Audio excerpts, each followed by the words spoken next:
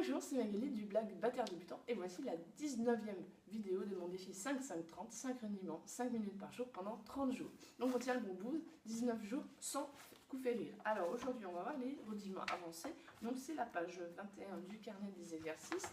Donc le carnet des exercices, si vous ne l'avez pas encore, vous pouvez le télécharger en cliquant sur la petite icône qui apparaît juste maintenant. Alors en ce qui concerne les moulins avancés, pour ceux qui en fait n'avaient pas encore vu les vidéos des précédents cycles, donc les moulins avancés, en fait on va juste élaborer autour du moulin de base qui est vraiment le moulin droite, gauche, droite, droite. Voilà. Donc on va faire des moulins, en français je ne connais pas le nom, donc ça va être des doubles paradiddles, des triples paradiddles et des paradiddles diddles.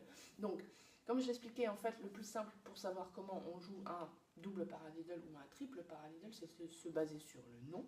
Donc un double paradiddle, en fait, on va doubler la première partie, donc para, para, et ensuite diddle. Donc ça, c'est quand on commence par la main droite, et si on fait un double paradiddle qu'on commence à gauche, ça va faire para, para, diddle. De la même façon, si vous faites un triple paradiddle, on va tripler la première partie du rudiment, donc c'est para, para, para, diddle, donc le doublé de la main qui commence, et sinon c'est le contraire, para, para, para, diddle.